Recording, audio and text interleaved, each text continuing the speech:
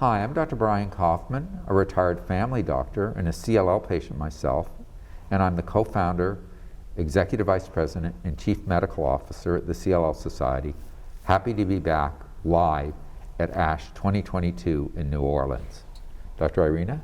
Hi, I'm Dr. Irina Murakhovskaya. I'm a hematologist in Montefiore Medical Center, and my special interest is in autoimmune hematologic diseases, including autoimmune hemolytic anemia. So Dr. Irina, CLL patients are very familiar with autonomic, or I should say with immune dysfunction. And CLL is a cancer of the immune system, and what we've dealt with during the pandemic is a deficient immune system. But sometimes our immune system goes rogue, and even though it's not very good at fighting off infections, it can cause internal problems. It becomes autoimmune, it attacks the person. So can you explain what autoimmune complications are and what that disease spectrum is like, and especially for a CLL patient? Yes, so autoimmune complications is when your immune system effectively turns against you, and you start developing antibodies against different body parts and different body organs. So specifically in CLL, and specifically for hematologic complications, that would include the autoimmune hemolytic anemia, which is when the antibodies are developed against the red blood cells, and they attack the red blood cells and cause their destruction in the liver, or in the spleen or the liver. Some other autoimmune complications that we see in CLL is ITP, or immune thrombocytopenic purpura, where these autoantibodies attack platelets, or pure red cell aplasia, where the autoantibodies attack the red cells and there are no red cells that are being made. CLL is a disease of immune dysregulation, so the immune system is abnormal. So it's associated with production of these abnormal antibodies. So these antibodies are, instead of attacking bacteria and viruses, are attacking the person themselves or parts of the person, and when they attack the red blood cells, that can lead to anemia, and that's called autoimmune hemolytic anemia. And that's, my understanding is that's the most common autoimmune complication in CLL. Yes, autoimmune hemolytic anemia can be seen in as many as 5 to 30% of patients with CLL. And in the past, it also was associated with specific therapies, which we no longer use. But even in the absence of these therapies, this is a very frequent complication and doesn't necessarily need to be associated with need for CLL therapy. So yeah, these can happen very early in the disease, even when the patient, and sometimes it's the initial presentation of the disease. People don't know they have CLL till they develop the autoimmune hemolytic anemia. Absolutely, it could be a very early stage presentation. So there's two different kinds of autoimmune hemolytic anemia, warm and cold. What's the difference? Am I getting that right? Yes, you're getting it absolutely right, and it has to do with the type of antibodies that the body produces.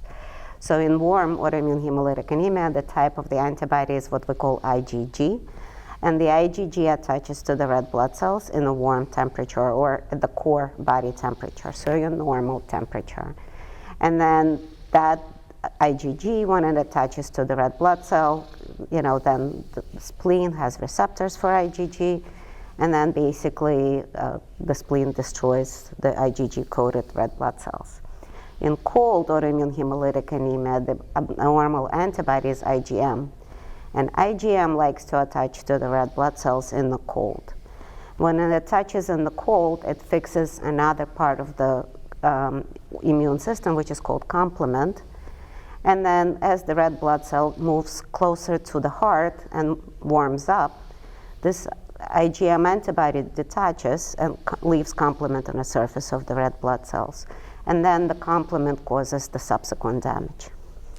And in CLL, it's the warm autoimmune hemolytic anemia that's the most common problem? It is the most common problem in CLL, warm autoimmune hemolytic anemia. However, sometimes you can see cold autoimmune hemolytic anemia as well. So there are various therapies that are available for this, and there are immune suppressive therapies and stuff. Can you talk a little bit about the therapies that are available now and why there's a need for further therapies? Well, so there is actually currently no approved therapy for So warm these are all autoimmune just being hemolytic used because anemia. based We on use the- historical that they work. Yeah. Absolutely. So they're used based on the historical information. We know that they suppress the immune system, and that's the basis of treatment of warm autoimmune hemolytic anemia by itself or in CLL. And traditionally, we use steroids as a first-line therapy. They're very immunosuppressive. It requires very prolonged treatment course. Most of the patients are on steroids for 4 to 6 months. That's associated with a lot of side effects. In addition to an increased risk of infections, you can get osteoporosis, weight gain, diabetes, blood pressure elevation, and all the complications that go with that. In patients who relapse after the steroids, which happens in most patients with CLL, we can use a different form of immunosuppressive therapy called rituximab. And that is an antibody against a specific molecule on the surface of B cells which produce those pathogenic antibodies. Again, it's associated with increased risk of infections and prolonged immunosuppression. So it sounds like the treatments that we have come with adverse events associated with them.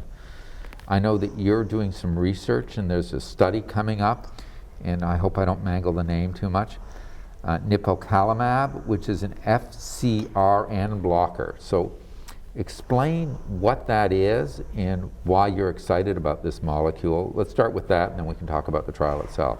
Okay, so as we spoke, most of the damage in warm autoimmune hemolytic anemia is done by the pathogenic IgG antibodies. And most of the IgG antibodies in the body, about 70%, are actually not produced but recycled. So there is a mechanism in the body for the antibodies to be recycled, and they're recycled through this receptor called FcRn receptor. It was actually initially discovered as a receptor that's responsible for passage of the antibodies from mother to the baby. And that's why it's called FcRn receptor. It's a neonatal Fc receptor. Okay. So if we block this receptor, we prevent recycling of IgG antibodies. We prevent recycling of the pathogenic IgG antibodies as well as the normal IgG antibodies. That results in decreased IgG levels and decreased specifically pathogenic IgG levels, and theoretically it would result in improvement or aberration of hemolysis.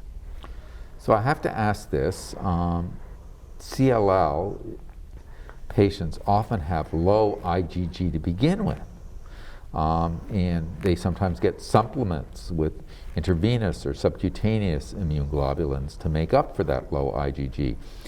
And this is the therapy that would lower it further. Talk to me a little bit about that. Well, we have to realize that a lot of IgG antibodies in CLL patients are abnormal. So, you are lowering abnormal antibodies as well as some normal antibodies. The other issue is you're not really reducing the production of the antibodies. So your body still produces IgG antibodies, and you still have your IgM antibodies, and you still have your IgA antibodies. Those are other types of antibodies that help you fight the infection. So far we have not seen a significant risk of infections in patients who have treated with this medication, and it's already been studied in patients with another autoimmune disease called myasthenia gravis, and it's also an antibody-mediated disease. There is a theoretical concern of further immunosuppression in patients with decreased immunoglobulin levels, and those patients just need to be monitored more closely. So tell us a little bit about this trial and whether a CLL patient would qualify for this trial. So this is a trial, this is a randomized controlled, placebo-controlled trial, which means that there is a chance that you will get a placebo. Placebo is a dummy pill. It's basically a medication or a sugar pill or just some neutral solution, intravenous, that we would give. So this way we're able to see the actual effect of the medication compared to the effect of belief that you are being administered a medication. So in this trial, we have 3 study arms, and 2 of the study arms are the nipocalimab, administered in 2 different schedules, every 4 weeks or every 2 weeks. But the treatment administration is actually every 2 weeks, so nobody really knows whether you're getting every 2-week medication or every 4-week medication. And then the 3rd arm of the study is placebo, which is also administered every 2 weeks. The patients who are eligible for the trial are patients with warm autoimmune hemolytic anemia, and that could be primary or secondary, like in a setting of CLL, who've had the disease for at least 3 months and have been refractory to initial therapy, for example, prednisone. So is this trial open now? This trial is open and recruiting now, yes. So they could find out more about it on clinicaltrials.gov? Absolutely. Good. Are there any final thoughts you want to share with patients, CLL patients, about the importance of these autoimmune problems and the importance of this trial and this new drug? Yes, autoimmune hemolytic anemia can be very serious and life-threatening disease. There are, very acute presentations, and it can be lethal in a small minority of patients. And we still have very limited treatment options, most of which are immunosuppressive. And this drug offers a novel approach, which is quickly acting, not as immunosuppressive as other therapies.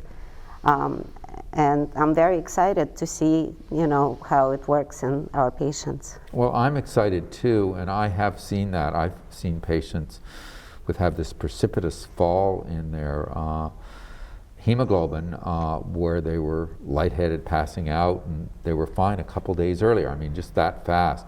I mean, most of the time it's slower, but it's this is a significant unmet need, and it's also, as you say, doesn't correlate with the disease. Some people have severe disease, don't have this at all. Other people have mild disease, have it. It can be all over the map.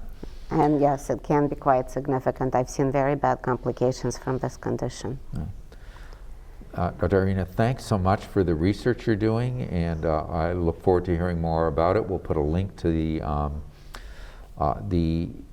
trial on the website, and please keep me informed. Thank you for inviting me. Thank you.